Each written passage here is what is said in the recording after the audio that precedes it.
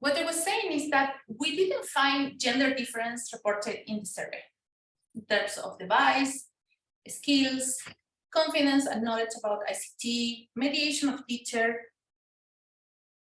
Nothing pointed to gender difference.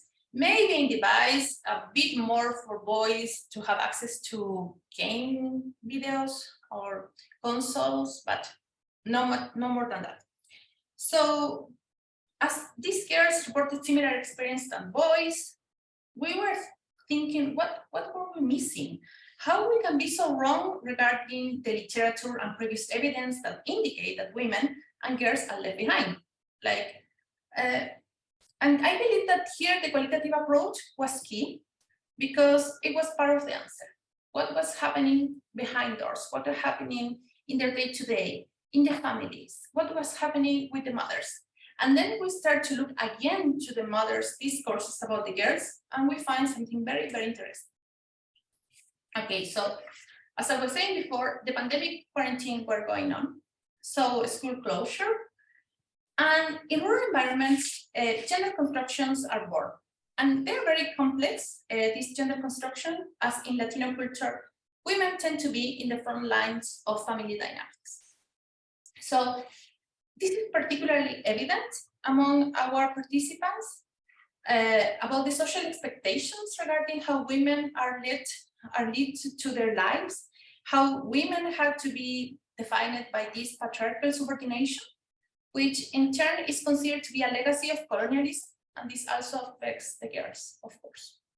So among the results, we found that the pandemic has reinforced this mother's role as a sole caretaker of her children, and in addition, some of these constructions were passed to the girls of the house, and in this circle of patriarchal expectation of rural women and girls as caregivers.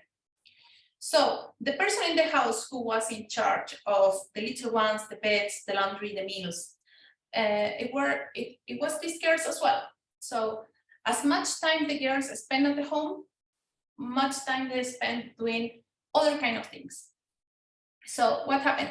The girls were online, but less than the men, but they actually really didn't realize what's going on. And it was not evident for them, but I believe it was evident for us as outsiders.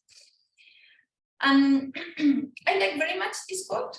It's from Miller and Slater from 23 years ago, but still I believe it's a very useful quote. Is if you want to get to the internet, don't start from there. And is this from their ethnographic book. And I believe this is sort of motto for me. Because if you want to understand technology, and I'm going to ask you about technology, you will give me a discourse. But with this qualitative side, we were able to see something different. And all these cues about machismo, patriarchism, and the role of women. So to go a little bit further with this, to understand the technology, we didn't start by the technology. So in this case, what we found is that the environment in the house did not help for girls to have time or space to access these more complex technologies or the computer that they got from the public policy. So what they did was they helped a lot in the house with the household chores, cleaning, meals, bed sittings. And when they did have time free, they go to the mobiles and do WhatsApp and social media. The use of the laptop was very, very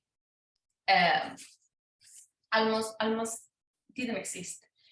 Sometimes to connect to classes, but it was on a cupboard accumulating dust. They were afraid that they will be they will broke the computer. They didn't want to bring it to school because they say it will be still. Teachers actually don't use it much, so all the public policy, it's very difficult for them to actually take advantage of this technology, particularly in this context.